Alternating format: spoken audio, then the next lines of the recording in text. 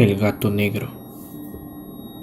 No espero ni quiero que se dé crédito a la historia extraordinaria que voy a referir, tratándose de un caso en el que mis sentidos se niegan a aceptar su propio testimonio. Habría de estar realmente loco si así lo creyera. No obstante, no estoy loco y, con toda seguridad, no sueño. Pero mañana puedo morir y quiero aliviar hoy mi espíritu.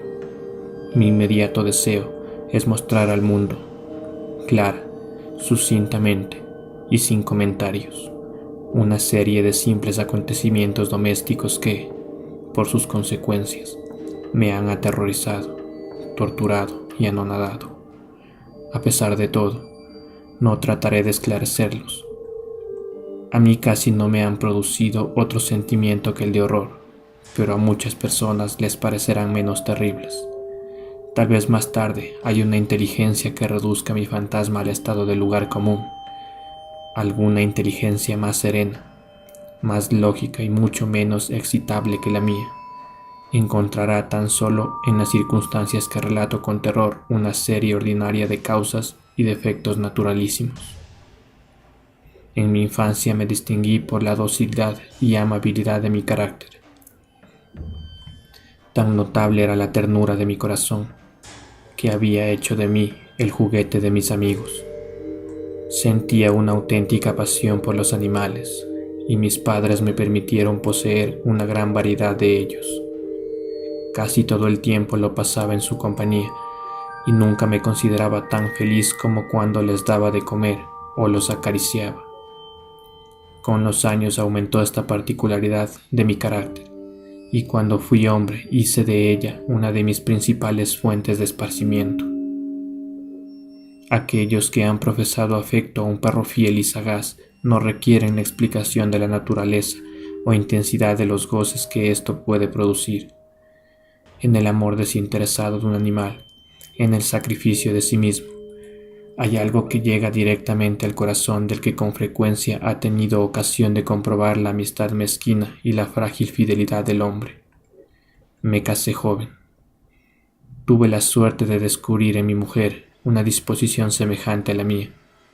Habiéndose dado cuenta de mi gusto por los animales domésticos, no perdió ocasión alguna de proporcionármelos de la especie más agradable.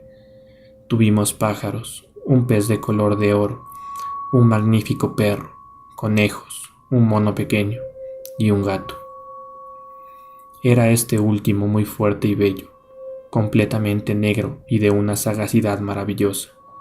Mi mujer, que era en el fondo algo supersticiosa, hablando de su inteligencia, aludía frecuentemente a la antigua creencia popular que consideraba a todos los gatos negros como brujas disimuladas. No quiere esto decir que hablara siempre en serio sobre este particular, y lo consigno por la sencilla razón de que lo recuerdo ahora. Plutón, así llamábase el gato, era mi amigo predilecto. Solo yo le daba de comer, y donde quiera que fuese, me seguía por la casa. Incluso me costaba trabajo impedirle que me siguiera por las calles. Nuestra amistad subsistió así algunos años, durante los cuales mi carácter y mi temperamento, me sonroja confesarlo, por causa del demonio de la intemperancia, sufrió una alteración radicalmente funesta. De día en día me hice más taciturno, más irritable, más indiferente a los sentimientos ajenos. Empleé con mi mujer un lenguaje brutal y con el tiempo la afligí, incluso con violencias personales. Naturalmente, mis animales debieron de notar el cambio de mi carácter. No les hacía caso alguno e incluso los maltrataba. Sin embargo, por lo que se refiere a Plutón, aún despertaba en mí la consideración suficiente para no pegarle. En cambio, no sentía ningún escrúpulo en maltratar a los conejos, al mono e incluso al perro, cuando por casualidad o afecto se cruzaban en mi camino. Pero mi mal iba progresando porque, ¿qué mal no progresa cuando tiene su base en el abuso del alcohol? Al fin el mismo Plutón, que envejecía y, naturalmente, se hacía un poco huraño, comenzó a conocer los defectos de mi nuevo carácter. Una noche, con ocasión de regresar a casa completamente ebrio, me pareció que el gato evitaba mi presencia. Lo cogí, pero él, horrorizado por mi violenta actitud, me mordió la mano, produciéndome una leve herida. Repentinamente se apoderó de mí un furor demoníaco. En aquel instante dejé de controlarme. Pareció como si de pronto mi alma original hubiese abandonado mi cuerpo, y una ruindad superdemoníaca, saturada de ginebra, se filtraba en cada una de las fibras de mi ser. Del bolsillo de mi chaleco saqué un cortaplumas. Lo abrí, cogí al pobre animal por la garganta y, deliberadamente, le vacié un ojo. Me cubre el rubor, me abrazo, me estremezco al escribir esta abominable atrocidad. Cuando, al amanecer, hube recuperado la razón, cuando se hubieron disipado los valores de mi crápula nocturna, experimenté un sentimiento mitad horror, mitad remordimiento por el crimen que había cometido, pero, todo lo más, era un débil y equívoco sentimiento, y el alma permaneció insensible. Volví a sumirme en los excesos, y no tardé en ahogar en el vino todo recuerdo de mi acción. Curó. Entretanto, el gato lentamente. La órbita del ojo perdido presentaba, es cierto, un aspecto espantoso, pero después, con el tiempo, no pareció que se daba cuenta de ello. Según su costumbre, iba y venía por la casa, pero como es lógico, en cuanto veía que me aproximaba a él, huía aterrorizado. Me quedaba aún lo bastante de mi antiguo corazón para que me afligiera aquella manifiesta antipatía en una criatura que tanto había amado anteriormente. Pero este sentimiento no tardó en ser desalojado por la irritación. Como para mi caída final e irrevocable, brotó entonces el espíritu de perversidad, espíritu del que la filosofía no se ocupa, ni poco ni mucho. No obstante, tan seguro como que existe mi alma, creo que la perversidad es uno de los más primitivos instintos del corazón del hombre. ¿Quién no se ha sorprendido numerosas veces cometiendo una acción necia o vil por la única razón de que sabía que no debía cometerla? No tenemos una constante inclinación, pese a lo excelente de nuestro juicio, a violar lo que es la ley, simplemente porque comprendemos que es la ley. Digo que este espíritu de perversidad hubo de producir mi ruina completa. El vivo e insondable deseo del alma de atormentarse a sí misma, de violentar su propia naturaleza, de hacer el malo por amor al mal, me impulsaba a continuar y últimamente a llevar a efecto el suplicio que había infligido al pobre animal. Una mañana, a sangre fría, ceñí un nudo corredizo en torno a su cuello y lo ahorqué en la rama de un árbol. Lo ahorqué con los ojos llenos de lágrimas, con el corazón desbordante del más amargo remordimiento. Lo ahorqué porque sabía que él me había amado y porque reconocía que no me había dado motivo alguno para encolerizarme contra él.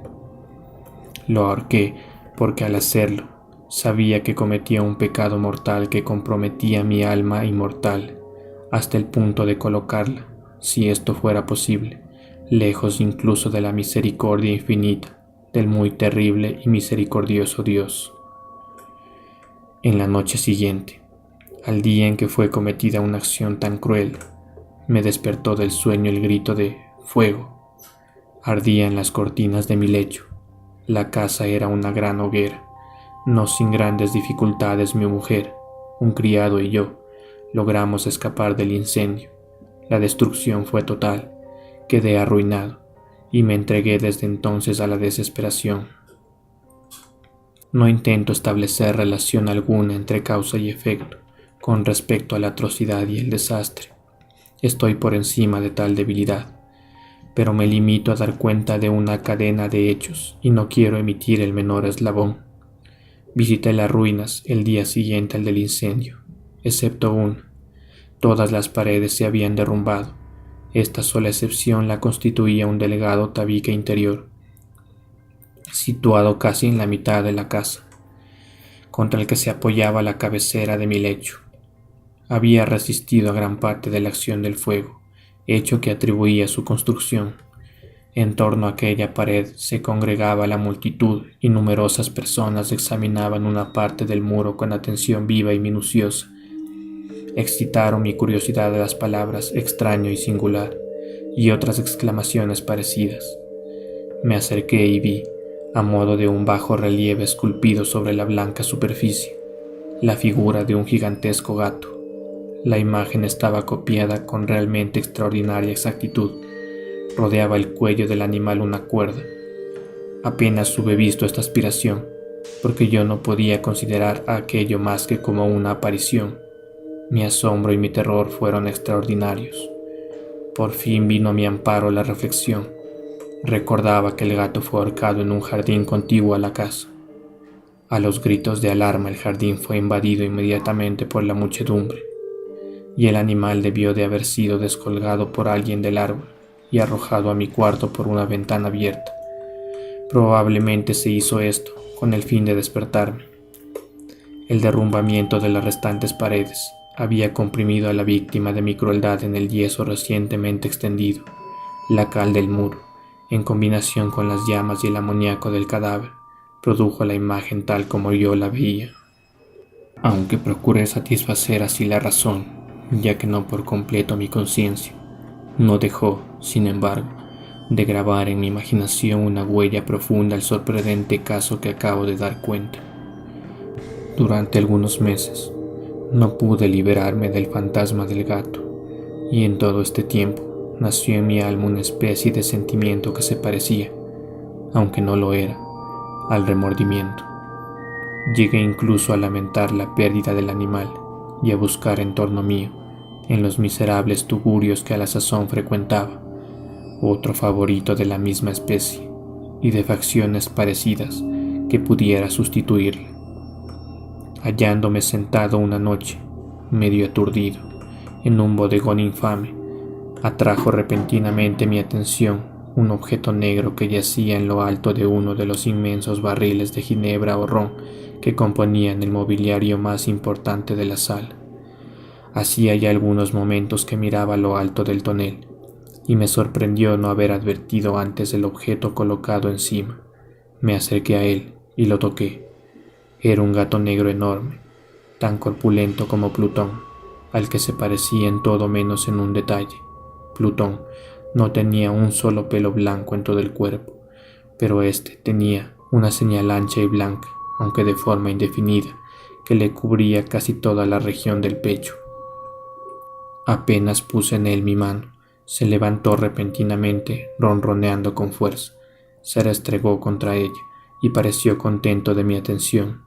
Era, pues, el animal que yo buscaba. Me apresuré a proponer al dueño su adquisición, pero éste no tuvo interés alguno por el animal.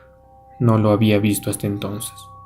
Continué acariciándolo, y cuando me disponía a regresar a mi casa, el animal se mostró dispuesto a seguirme. Se lo permití, y deteniéndome de vez en cuando, lo acariciaba. Cuando llegué a mi casa, se encontró como si fuera la suya, y se convirtió rápidamente en el favorito de mi mujer. No tardó en formarse en mí una antipatía hacia él. Era precisamente lo contrario de lo que yo había esperado. No sé cómo ni por qué sucedió esto, pero su evidente ternura me enojaba y casi me fatigaba. Paulatinamente, estos sentimientos de disgusto y fastidio se acrecentaron hasta convertirse en la amargura del odio. Yo evitaba su presencia. Una especie de vergüenza y el recuerdo de mi primera crueldad me impidieron que lo maltratara. Durante algunas semanas me abstuve de pegarle o tratarle con violencia, pero gradual, insensiblemente, llegué a sentir por él un horror indecible y a eludir en silencio, como si huyera de la peste, su odiosa presencia. Sin duda, lo que aumentó mi odio por el animal fue el descubrimiento que hice a la mañana siguiente de haberle llevado a casa. Como Plutón, también él había sido privado de un ojo. Sin embargo, esta circunstancia contribuyó a hacerle más grato a mi mujer, que, como ya he dicho, Poseía grandemente la ternura de sentimientos que fue en otro tiempo mi rasgo característico y el frecuente manantial de mis placeres más sencillos y puros. El cariño que el gato me demostraba parecía crecer en razón directa de mi odio hacia él. Con una tenacidad imposible de hacer comprender al lector, seguía constantemente mis pasos.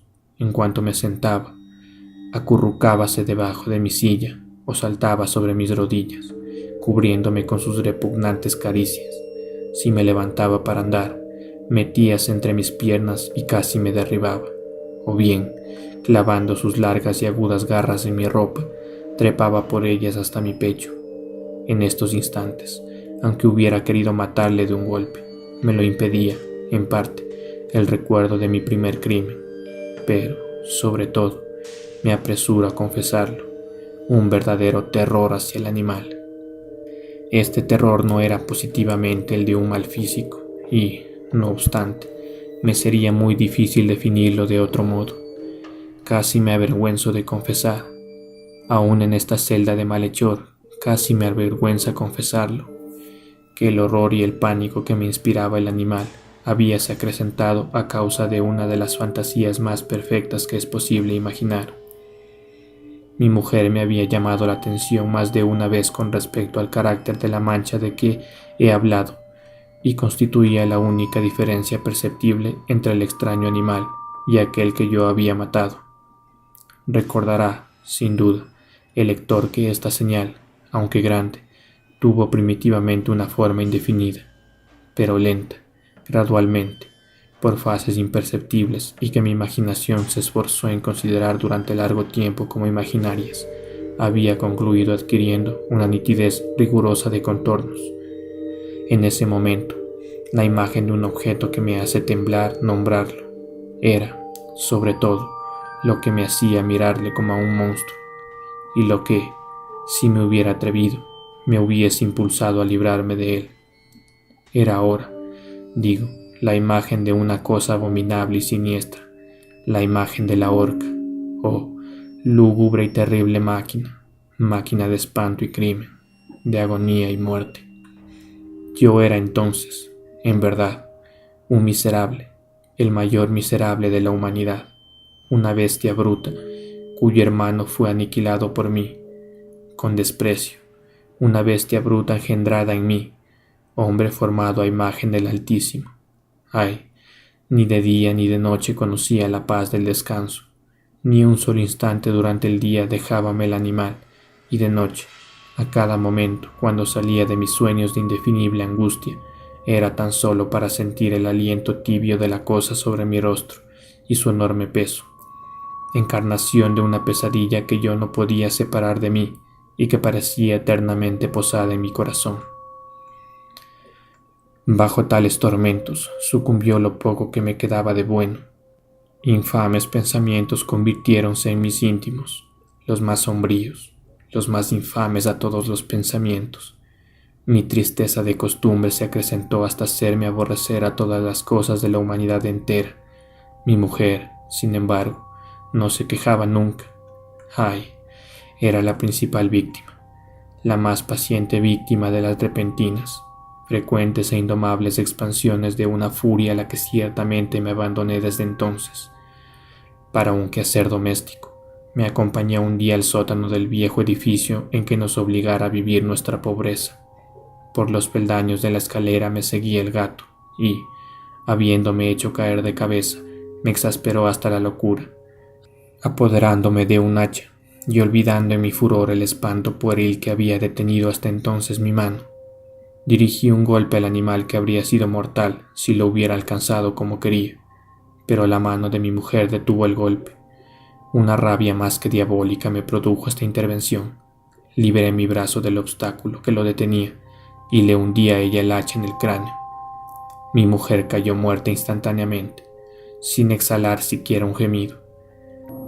Realizado el horrible asesinato, inmediata y resueltamente procuré esconder el cuerpo.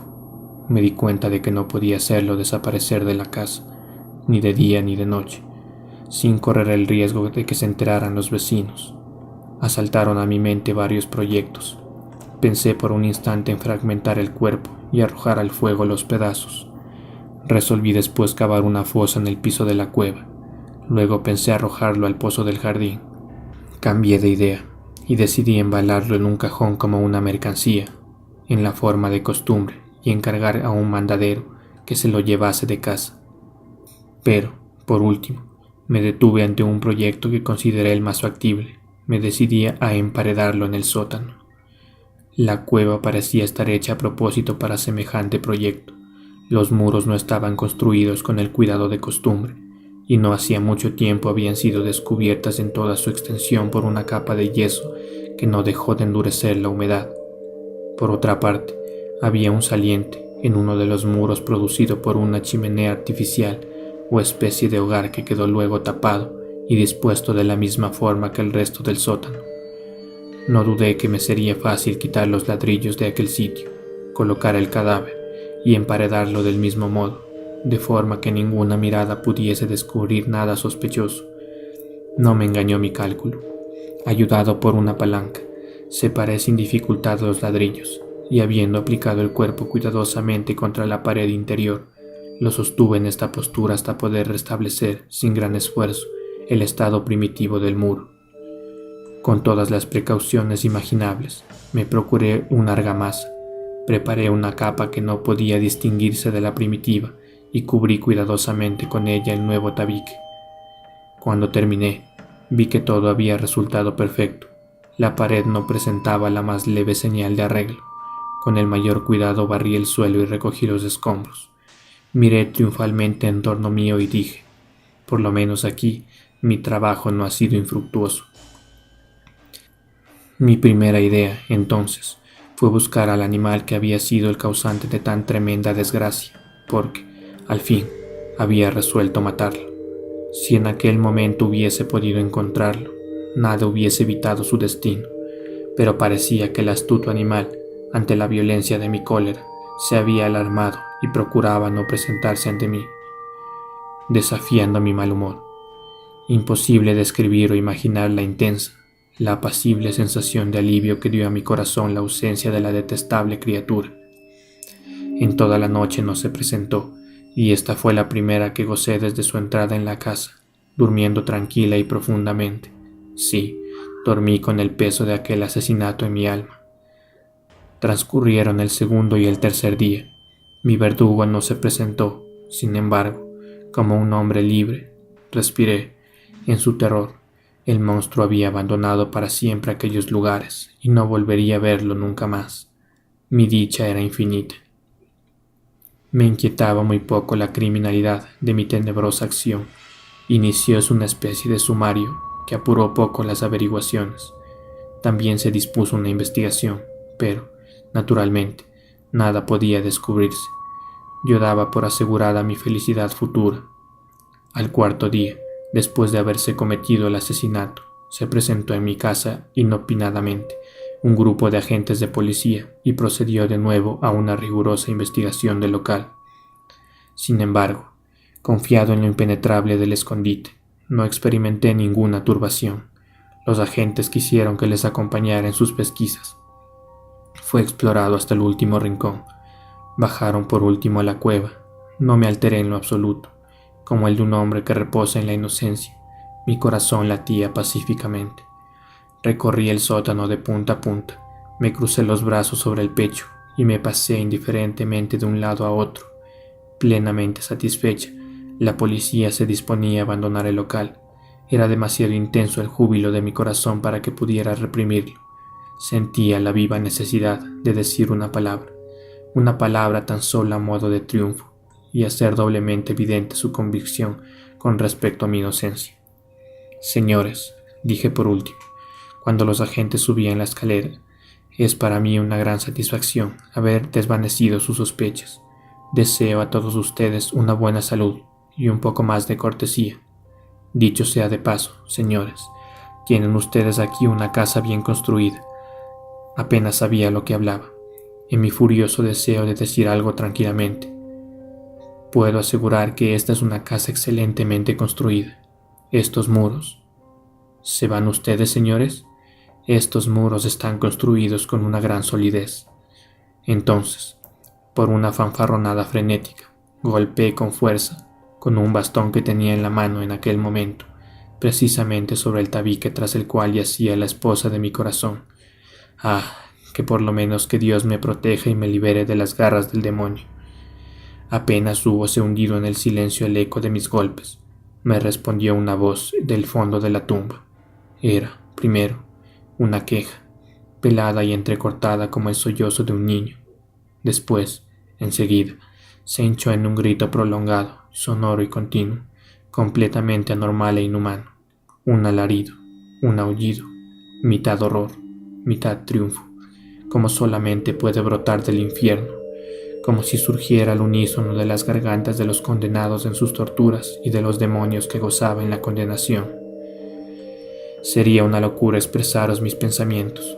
Me sentí desfallecer y, tambaleándome, caí contra la pared opuesta. Durante un instante, detuviéronse los agentes en los escalones. El terror los había dejado atónitos. Un momento después, 12 brazos robustos atacaron la pared, que cayó a tierra de un golpe. El cadáver desfigurado ya y cubierto de sangre coagulada apareció rígido a los ojos de los circunstantes. Sobre su cabeza, con las rojas fauces dilatadas y llameando su único ojo, se posaba el odioso animal, cuya astucia me llevó al asesinato y cuya reveladora voz me entregaba al verdugo. Yo había emparedado al monstruo en la tumba.